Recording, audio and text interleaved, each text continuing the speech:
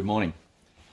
I want to continue on with a discussion, if you like, about a Qigong mind moving into what is awareness and the relationship, in a sense, between awareness, Qigong mind, Qigong as a practice, and everyday life, I guess, would be really where it makes sense to tie all those things together.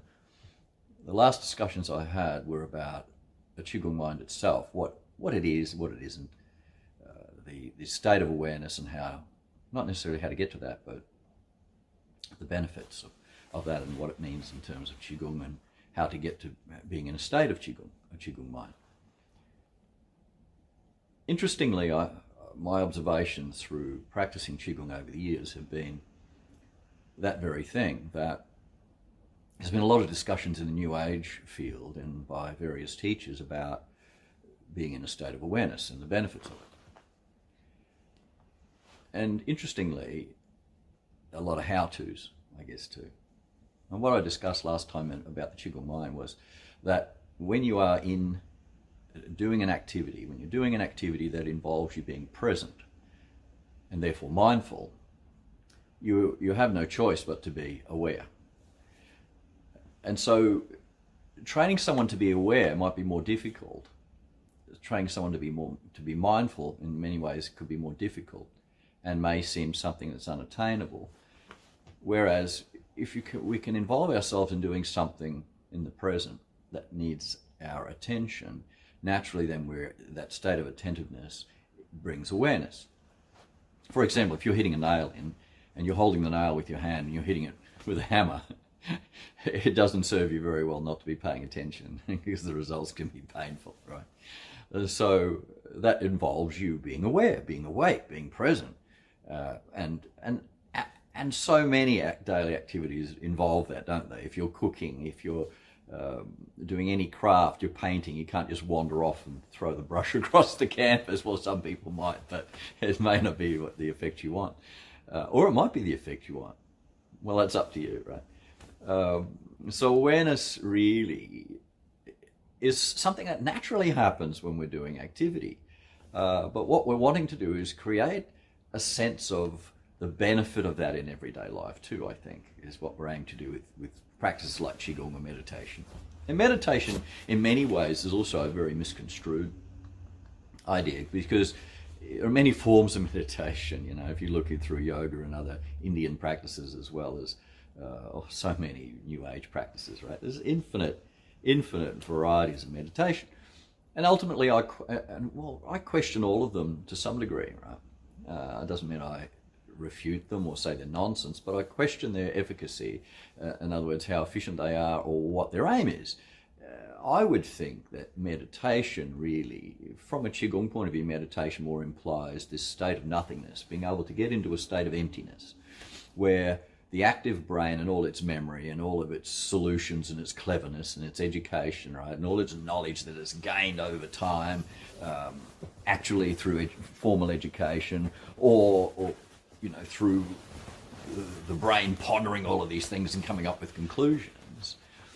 The aim is to possibly have all of that come to some stillness, some cessation, that we would want a state of emptiness. In Qigong, definitely, as Dr. Shu in Beijing talked about, who's the master or the founder or the teacher behind Qigong Qigong, nothingness is the best medicine, right? It seems such a strange statement, but it's the primary practice he uses in the medical hospital for bringing wellness to his students. He has them do the 5 element forms, the 5 exercises, and the 6th being global regulation in Qigong.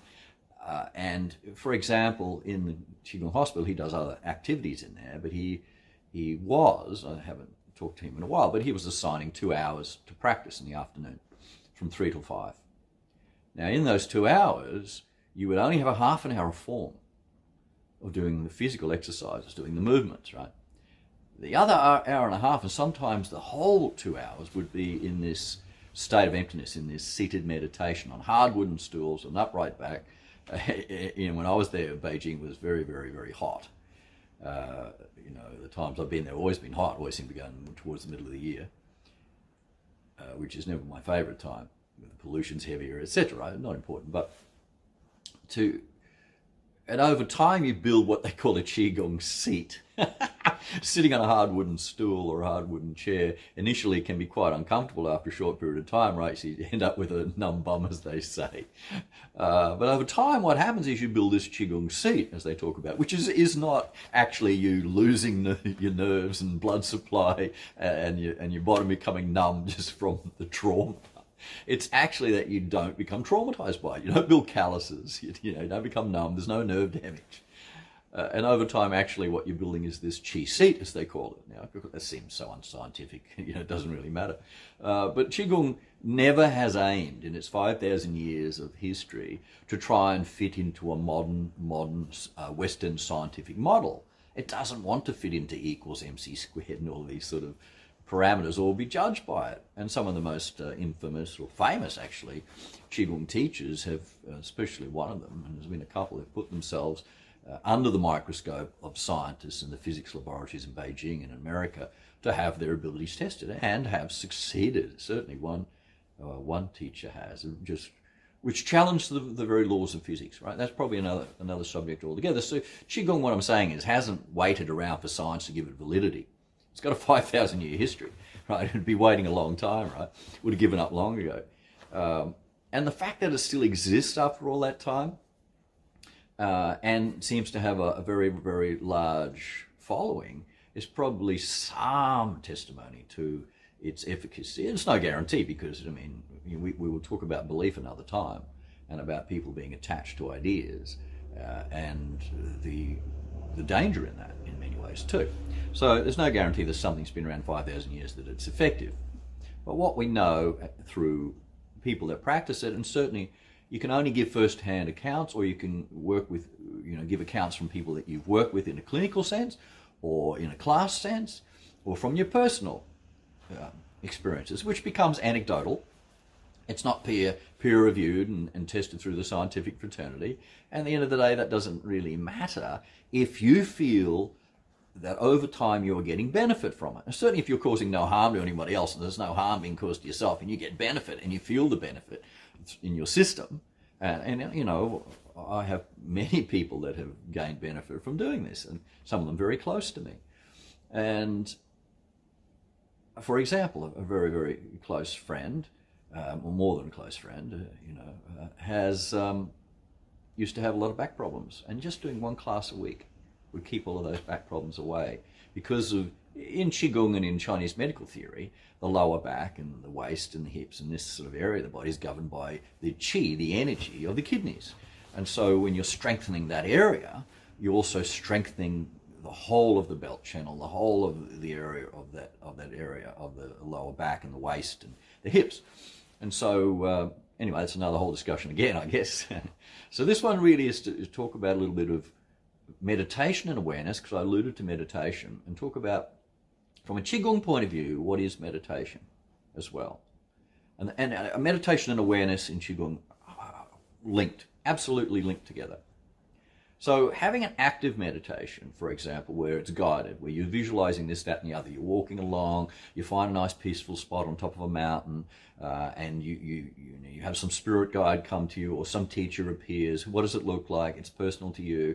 That's some form of meditation. People like to do that sort of thing as well. But your brain is active through the whole time. You're using your imagination, you're using your thinking, you're regurgitating memory, and you're conjuring up all sorts of images. So there's no stillness in that. There's no actual reprieve, if you like, for the brain to be able to relax and rejuvenate. And in Qigong science, the idea really is about rejuvenation, is pulling back, if you like, the system from the brink of falling over the cliff, or for the brink of illness, and then building foundations as a preventative tool rather than as a healing tool for things that have gone wrong. And initially, a lot of the time, the healing is for things that have gone wrong, and we're trying to pull the body back into some areas of wellness, of course, and then build sustainability in a preventative way to be able to keep at bay most of the things that prevent illness. Right? There's no guarantee that you would do that.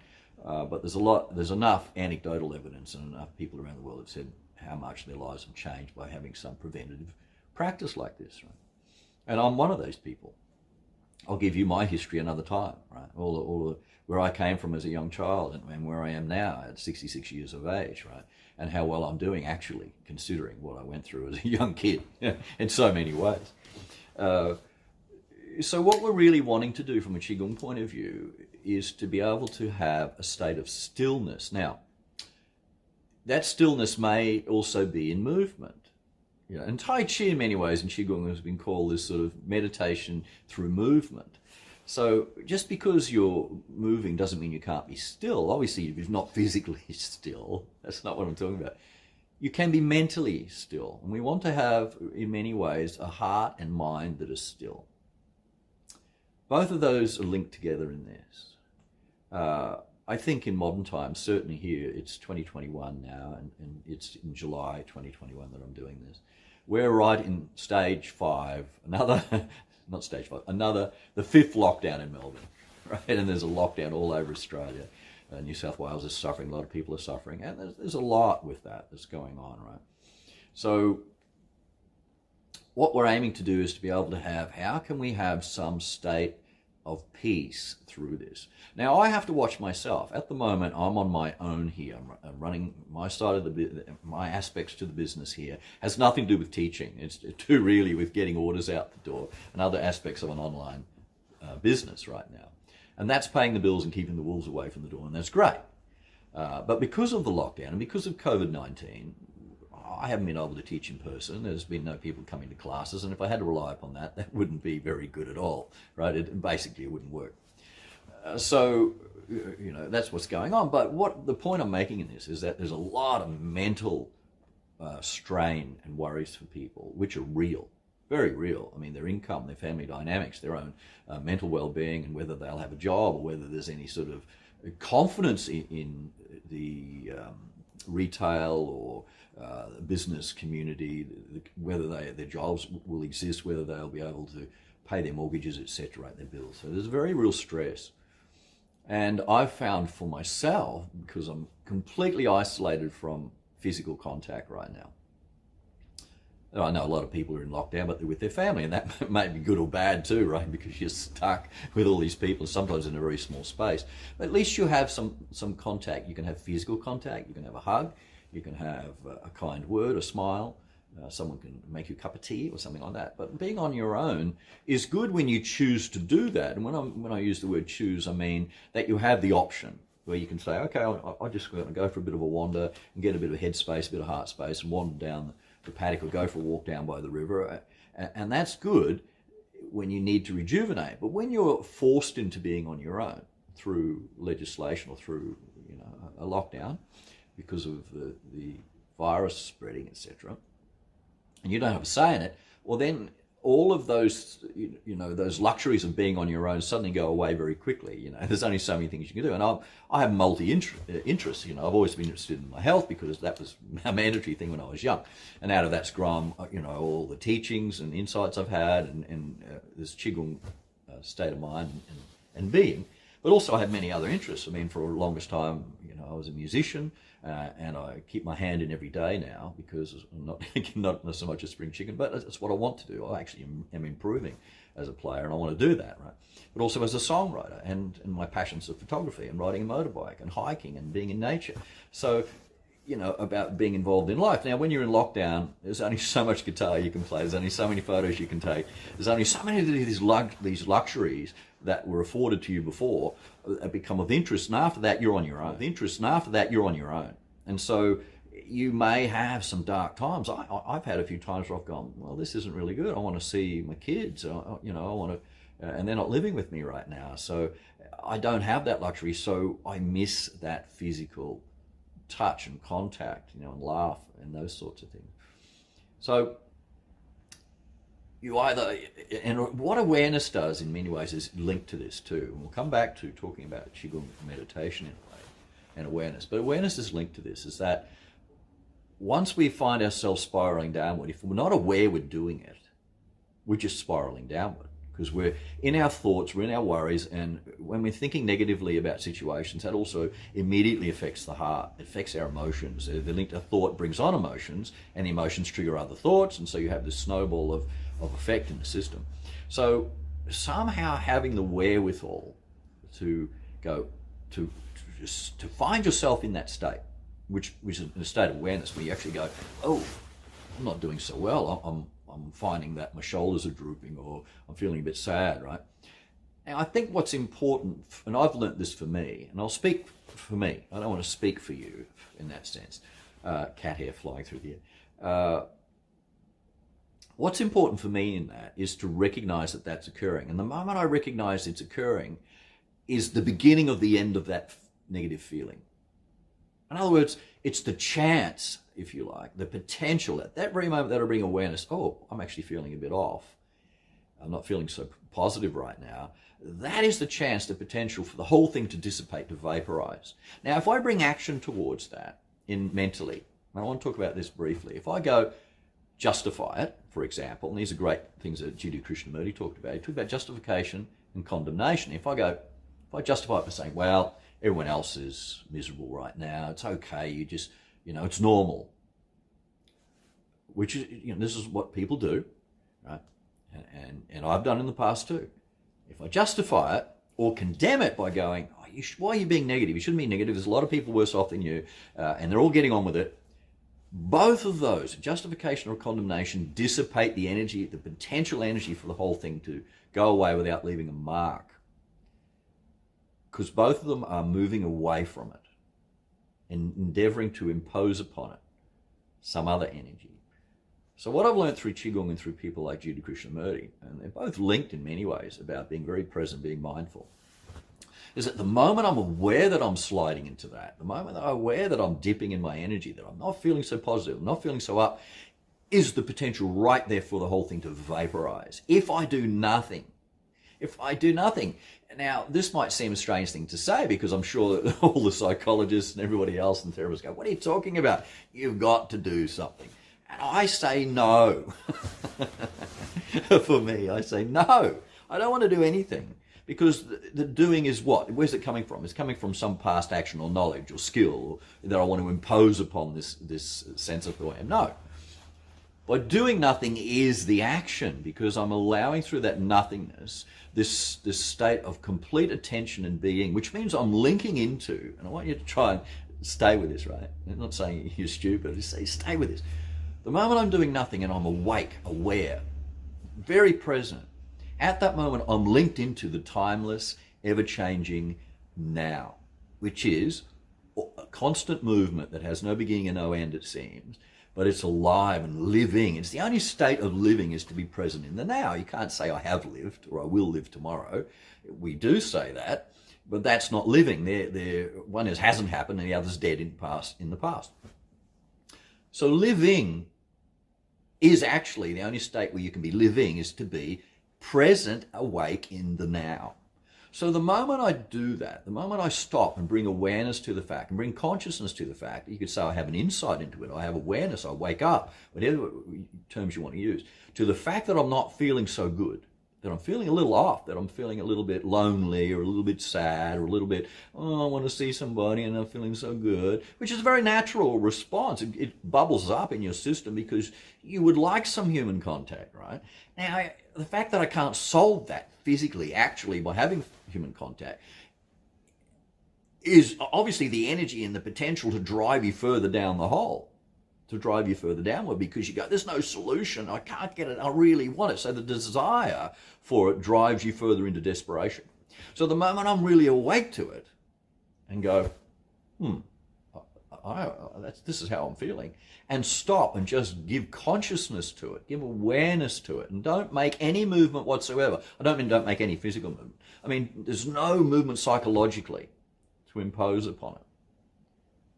I find then it disappears. It goes away because I'm linked into something eternal, something infinite. I don't want to give it a name. I link into the living, dynamic, eternal now. And in that, all healing takes place.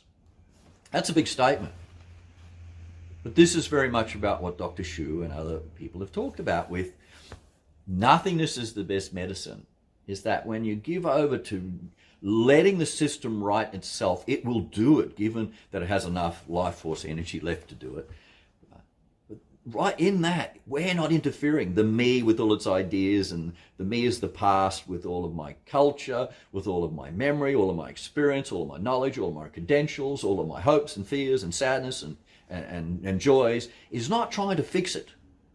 That dead past, no matter how big that knowledge and experience is, it's still a dead thing. It's the past. And it's constantly being added to by every new experience. So it's not infinite. But the living now is. It's a dynamic living thing. And when you bring consciousness to it and awareness and find that you are awake to that present, you are linked into that. You snap into it. You plug straight into this infinite source. Now, to say what that infinite source is conjecture, is hearsay, is nonsense. We don't want to go, that's God, that's this, that's... No. You can do that if you like, but I assure you, you're just waffling off into thinking again, and you're not being present. The moment you bring no activity of thought to it whatsoever and catch yourself diving off into wanting to explain it and wanting to pigeonhole it and wanting to justify it and wanting to condemn it and wanting to go, oh yeah, this is good now being in a state of awareness, or this, that, is the time that you're also not aware anymore. So you catch yourself starting to do that. And this is how we, I guess, progress into having a state of awareness that doesn't involve you thinking, where you start catching yourself wanting to analyze. And when you stop analyzing and you find yourself doing it, which bring awareness to analyzing, suddenly you're quiet again. Then you start to think, and you're aware that you're thinking, and then suddenly you're quiet again. Over time, you have more ability, if I can use that term, to have this quietness, this awareness, this stillness in being sustained for a much longer period of time before you have to go about everyday activities. So it can be something that you can actually learn to be able to do, where you can sit and be in a state of awareness, which is really the state of activity. It's stillness, but you are now you're not dead, you're not in a state of being dumb, or you're not just chewing cud like a cow. You're in a state of complete attentiveness. Every sense of your being is alive. You're listening, you're smelling, you know. Right now it's raining and I'm talking. If I stop, there's no activity of thought while I'm listening to the rain. That's what I'm talking about. So Qigong implies that. And meditation in Qigong is about nothingness, doing nothing. Doing nothing is doing something.